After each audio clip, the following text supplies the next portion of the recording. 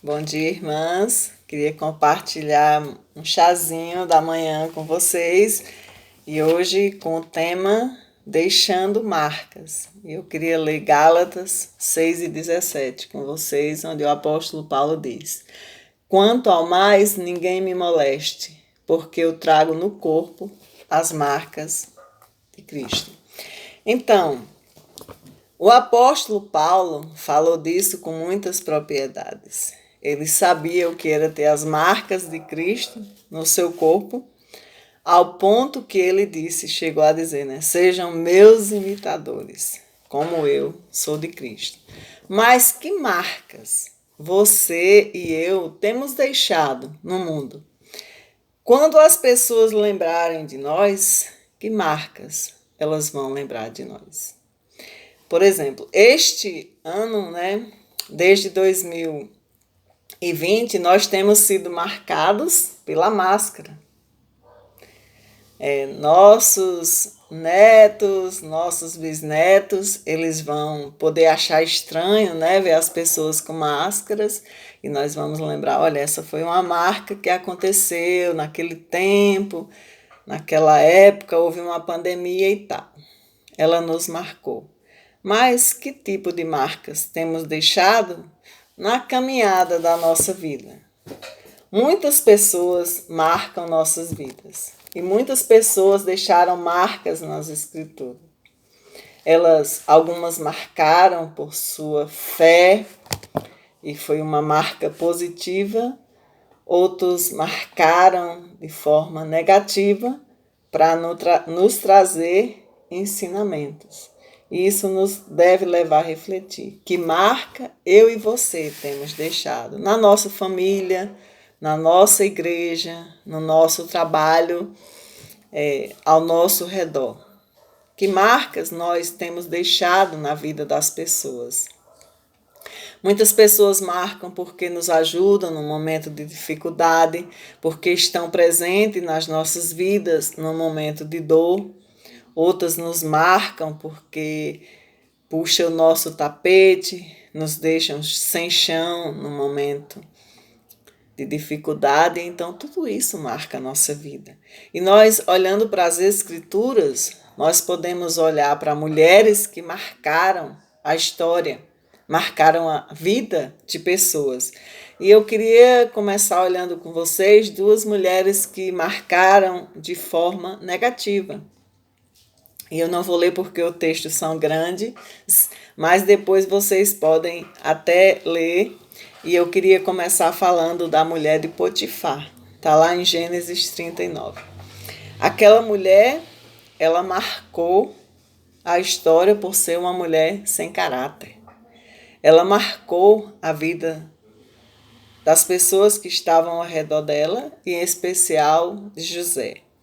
Aquela mulher, ela desenvolveu uma paixão, ela era uma mulher casada, ela sabia que ela estava errada, mesmo assim ela alimentava aquela paixão. E ela fez de tudo para que aquele jovem pudesse ficar com ela. E ela marcou negativamente a história, porque ela poderia ter lutado contra isso, ela não tentou. A Bíblia não registra nenhum capítulo, em nenhum versículo que ela fez isso. Ela buscava cada dia alimentar aquela paixão, e ela marcou tão negativamente. E sempre que você lê aquela história, você vai ver que aquela mulher deixou uma marca de uma mulher sem caráter. Outra mulher que nós podemos falar que marcou de forma negativa, eu queria falar também de alguém que está no livro de Gênesis e falar de Rebeca. Lá em Gênesis 27, do 1 ao 46, né, fala que ela era uma mãe que tinha um amor em demasia por um dos filhos. Ela tinha 2 filhos, mas ela tinha preferência por Jacó. E isso fez com que ela levasse o próprio filho a enganar o pai, a tirar a bênção que era do irmão dele, e aquilo causou um problema, né, na família, no relacionamento dos irmãos, e aquela marca negativa que ela tinha, acompanhou o filho predileto dela. Então, Jacó, ele também seguiu aquela marca da mãe. Ele tinha 12 filhos e ele desenvolveu um amor em demasia pelo filho José, e isso também trouxe um grande problema para a família, desenvolveu uma discórdia entre os irmãos e toda a história, né, o sofrimento que José passou por conta daquela marca que Rebeca teve, Jacó acompanhou e ele trouxe para a família dele, até a vida de José. Mas podemos pensar em pessoas que marcaram de forma positiva, mulheres que mudaram a história, mulheres que conseguiram mudar a história do seu povo, da sua comunidade. E como falamos de uma mulher sem caráter, eu tenho uma admiração muito grande por uma personagem bíblica, é Vasti, a esposa do rei Assuero. Aquela mulher, ela era uma mulher de caráter, porque aquele rei, quando ele estava fazendo banquete com os amigos, ele pensou em mostrar a esposa, pediu para ela vir dançar na frente dele e dos amigos, e aquela mulher, ela tinha uma personalidade tão forte que ela se negou a ir fazer isso para o rei.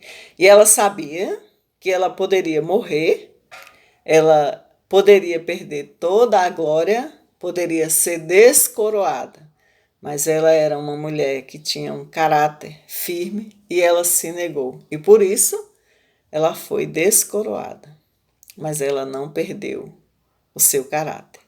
Outra mulher que marcou grandemente a história veio depois de Vasti, foi Esther. Uma judia simples, que foi criada por um primo, né, Mordecai, e ela foi levada cativa, e quando chegou lá que aconteceu esse problema, que o Assuero tirou Vasti do trono, ele procurou agora novas jovens bonitas e fez todo aquele cuidado para que fosse escolhida a nova rainha. E lá foi escolhido Esther. Só tinha um problema. Esther era judia e Mordecai diz que provavelmente ele tinha um cargo lá real, porque ele sempre estava à porta do castelo, né? E ele lá passava todo dia Amã. Ele não se curvava diante de Amã. E aquilo deixou Amã muito zangado. Ele tinha muita raiva de Mordecai porque ele não se curvava diante dele. E então ele planejou não destruir só Mordecai, mas destruir todo o povo judeu. E então ele fez com que o rei assinasse, né, aquele decreto onde todos os judeus seriam exterminados. Mas Mordecai fez Esther saber disso. E quando Esther soube, ela disse para ele que não sabia o que fazer. Ela tinha 30 dias que não ia à presença do rei. E então ele disse para Esther: olha, veja se não foi para isso que Deus te colocou onde você está. E aquela mulher, naquele momento, ela se sentiu desafiada. E ela disse para Mordecai que convocasse aquele povo a ficarem 3 dias em jejum e oração. E ela também iria ficar em jejum e oração com suas servas. E depois de 3 dias, ela ia à presença do rei. E assim aconteceu. Vocês conhecem a história, ou podem ler, é uma história magnífica. Depois de 3 dias, ela se arrumou, se preparou e saiu para ir à presença do rei. Ninguém poderia entrar na presença do rei sem ser chamada. E ela sabia, naquele dia, poderia ser o dia da sua morte. Mas ela estava decidida e foi. E quando ela chegou em frente aos aposentos do rei, o rei mostrou o cetro para ela. E aquilo era o sinal de que ela podia entrar na presença do rei. E quando ela entrou, o rei perguntou o que ela queria. E ela disse: eu só quero que o senhor vá a um banquete e leve também Amã. E o rei foi ao banquete e Amã se sentiu muito. Olha, ficou orgulhoso. Imagine quem foi convidado para o banquete com o rei, senão eu. E ele foi para o banquete. E quando chegou lá, o rei perguntou a Esté o que ela queria. Ela disse: só quero que voltem para o banquete amanhã, o senhor e Amã. E eles foram novamente para o banquete. Enquanto isso, Amã, conversando com sua esposa e seus amigos, ele mandou construir uma forca. E ele disse: é lá que eu vou mandar enforcar Amã. E então, naquela noite, teve o banquete e a rainha não disse o que queria, mas aquela noite o rei não conseguiu dormir. Ele passou a noite acordado e ele pensou, né? Então pediu que fosse lendo os livros da história dele. E lá numa daquelas leituras foi lido que Mordecai, né, tinha avisado de que estavam planejando matá-lo. E ele perguntou o que foi feito para esse homem.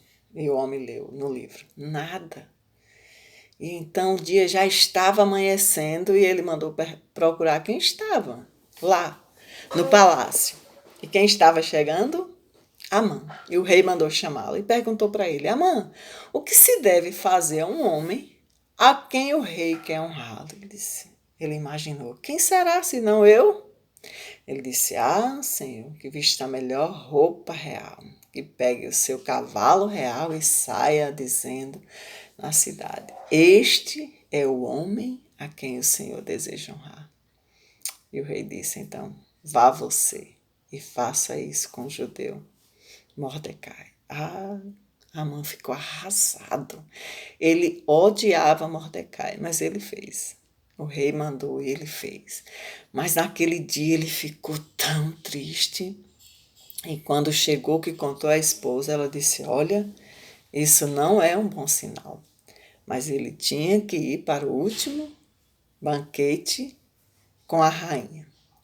E quando chegou no último banquete, o rei perguntou à rainha, o terceiro banquete, ele disse, perguntou para ela o que ela queria. E ela contou que estavam tentando matar o seu povo, destruir o seu povo. E ele perguntou: mas quem deseja fazer isso? Ela disse: ora, esse mal, Amã. Ah, o rei ficou sem saber o que fazer. O rei se levantou e ele saiu para respirar, para ver o que ele poderia fazer. E quando ele voltou, Amã estava caído sobre o divã de Ester, e o rei pensou logo que ele estava tentando forçá-la, e o rei mandou pegá-lo e mandou enforcá-lo aonde? Na forca que ele tinha feito para Mordecai.